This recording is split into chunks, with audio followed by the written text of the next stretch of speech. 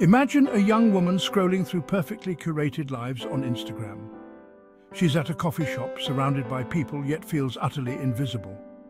Or picture a middle-aged man working from home, the silence punctuated only by keyboard clicks. He's efficient, productive, but a nagging sense of emptiness lingers. These are not isolated experiences. Loneliness has become a pervasive experience, a silent epidemic in our hyper-connected world. It's the feeling of being unseen, unheard, and fundamentally disconnected, even amidst a crowd. Loneliness doesn't discriminate. It affects people of all ages, backgrounds, and walks of life, gnawing at our well-being and leaving us yearning for genuine connection. Statistics paint a stark picture of the loneliness epidemic. In the UK, over 2.5 million adults report feeling lonely often or always, and a staggering 1 in 3 adults under 35 experience chronic loneliness. Loneliness is an unwelcoming feeling caused by a lack of companionship. Nearly 1 in 4 adults experience loneliness worldwide. The situation is no less alarming in the US, where nearly half of the population reports feeling lonely. These figures are not mere abstractions, they represent real people grappling with the isolating effects of modern life. The numbers are a wake-up call, urging us to acknowledge the silent suffering of millions and to understand the profound impact of loneliness on individuals and society as a whole. The prevalence of loneliness underscores the urgency of addressing this issue. Although many people do not recognize loneliness as a serious concern, it's important to know its effects can be extreme and wide-ranging. Around 52% of people in the United States are lonely, with young adults aged 18 to 24 being the loneliest. It's time to move beyond acknowledging the problem and towards understanding its roots and seeking effective solutions. It's crucial to distinguish between being alone and being lonely. Solitude, the state of being physically alone, can be a source of peace, reflection, and creativity. Loneliness, on the other hand, is the distressing feeling of being disconnected from others, regardless of our physical proximity to them. We can be surrounded by people, family, friends, colleagues, and still feel an aching void, a sense of not truly belonging. Conversely, we can find solace and connection in solitude, engaging in activities we love, or simply enjoying the quietude. Understanding this distinction is crucial in combating loneliness. It's not about constantly surrounding ourselves with people, but about cultivating meaningful connections and finding contentment within ourselves.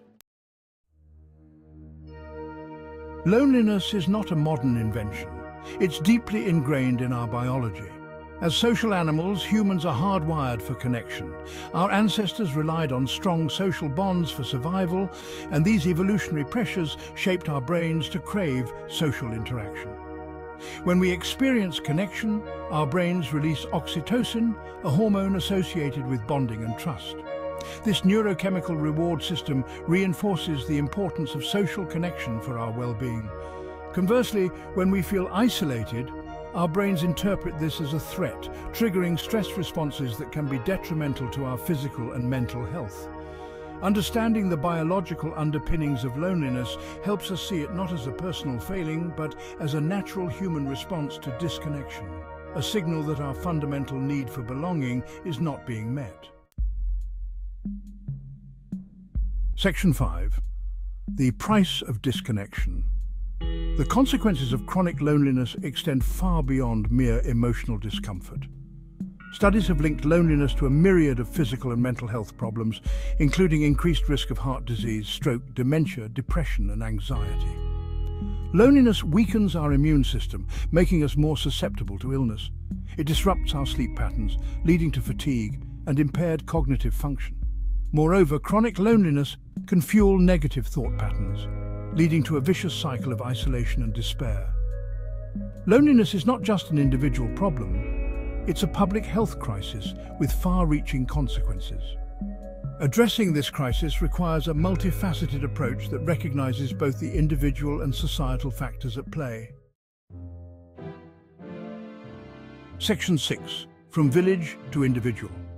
To understand the current loneliness epidemic, we need to examine the historical shifts that have reshaped our social landscape.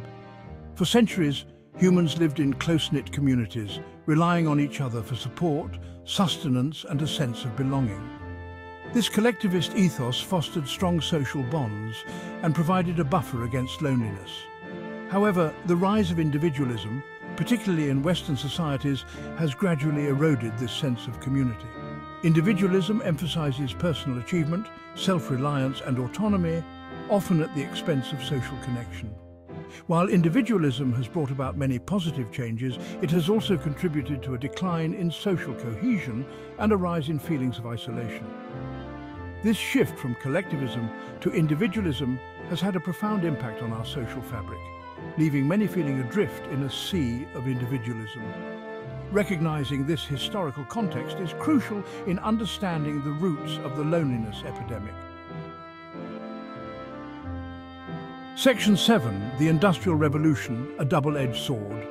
The Industrial Revolution, while a period of immense technological advancement, also marked a turning point in our social structures.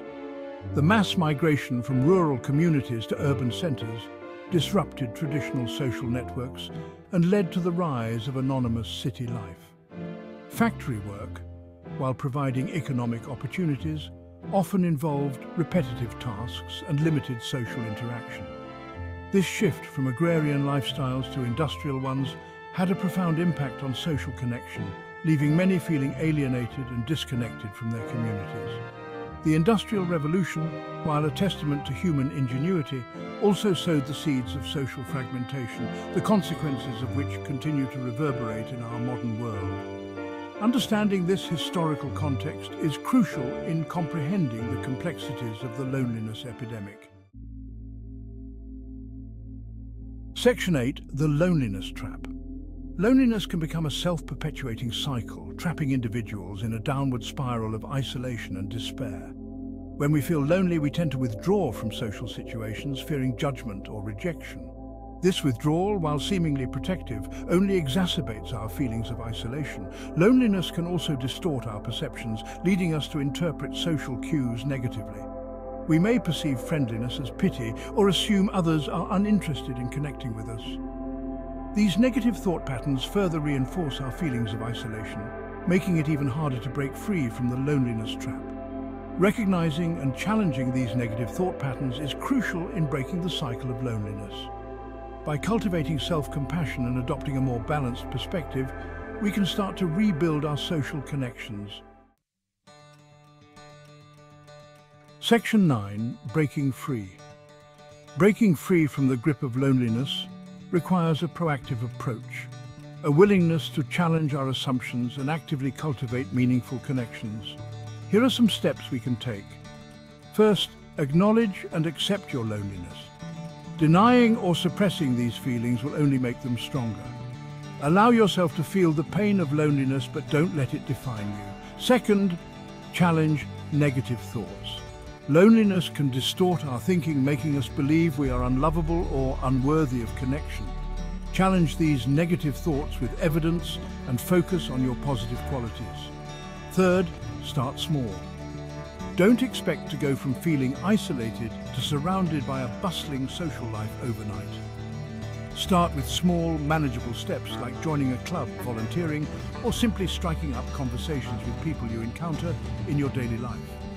Fourth, focus on quality over quantity.